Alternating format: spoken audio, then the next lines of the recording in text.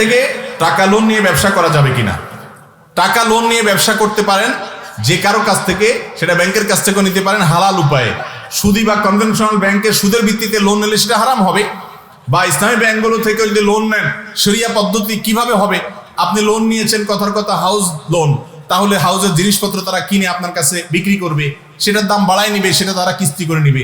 তারা direct voucher ধরাই দিল, আপনি যে দোকান থেকে মাল নিয়ে চলে আসলেন, এটাতে জায়েজ হবে না। জায়েজ হবে তখন যখন তারা মাল কিনে আপনার কাছে হ্যান্ড ওভার করবে, কাগজে কাগজে সবকিছু হলো, অথবা আপনার ক্যাশ টাকা দিয়ে দিল, আপনি কিনলেন, নেওয়ার সময় বেশি নিল, এটা জায়েজ হবে না। ইসলামী ব্যাংকিং হচ্ছে কিনা সেটার জন্য ওই মাসআলাটা কিভাবে করলে ইসলামিক হবে, কোনো ভালো ইসলামী ব্যাংকিং বুঝেন এবং একজন আলেম থেকে জিজ্ঞেস করে আপনি ব্যাংকের কর্মকর্তাকে বাধ্য করবেন, ভাই এইভাবে না করলে ইসলামিক হবে না, অথবা এইভাবে একটু করতে হবে, কষ্ট করে আপনি আমার সাথে আসেন।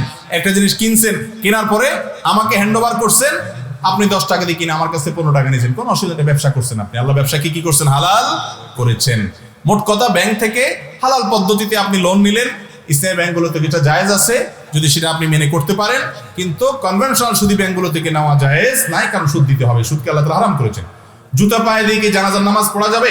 জানাজার নামাজ জুতা পায়ে দিয়ে পড়া যাবে যদি জুতাতে কোনো কি না থাকে, নাপাক না থাকে, তলা যদি কোনো নাপাক না থাকে। আজকাল কোথায় তো নাপাক, বিশেষ করে শহর জীবনে আলহামদুলিল্লাহ রাস্তাঘাট সব ক্লিন, আর যদি থাকেও অনেক দূর হাঁটতে হাঁটতে সেটা পরিষ্কার হয়ে যায়, যার কারণে জুতা পরে নামাজ পড়া যাবে। নবী করিম সাল্লাল্লাহু আলাইহি ওয়াসাল্লাম জুতা পরে অনেক সময় নামাজ পড়া তার থেকে সাবেত আছে, কিন্তু সেই জুতাগুলো অবশ্য যেগুলো পরে নর্মাল নামাজ পড়া যেত সেগুলো একটু সফট ছিল। আজকাল তো সব এমন শক্ত যে এগুলো দিয়ে ভালো করে রুকু সিজদা করা কঠিন। তো যাই হোক, জানাজা নামাজ জুতা পরা অবস্থায় পড়লে কোনো অসুবিধা নাই, যদি নাপাক না থাকে। নাপাক থাকার আশঙ্কা থাকলে খুলে তখন দাঁড়ায় দেবে। আমাদের দেশে দেখা যায় গণহারে সবাই খোলে এবং খোলা বাধ্যতামূলক করে, মনে হয় যে জুতা খোলা ছাড়া কি হবে না, জানাজা হবে না। আমাদের বাজারে রাতের বেলা কিছু পণ্য বিক্রি করে না, যেমন সুই, কালো সুতা। এর কারণ কি? এই ব্যবসায়ী তো বোকা ব্যবসায়ী, একটু বেকুব। কারণ হলো শুধু দিনে ব্যবসায় করলে কেমনে হবে, রাতে তার কাস্টমার আসলে বিক্রি করলে তো লাভ হবে। দেখছেন শয়তান কতভাবে ক্ষতিগ্রস্ত করছে, এটা বেচিস না, রাত্রে তোর ক্ষতি হবে। বেচারা বেচা হলো না, দুনিয়া আখিরাত সবই গেল। কুসংস্কারে বিশ্বাস করে ইমান আমল নষ্ট হলো, আর জিনিসটাও বেচা হলো না, কাস্টমার হারাইলো, লাভ কম হইলো।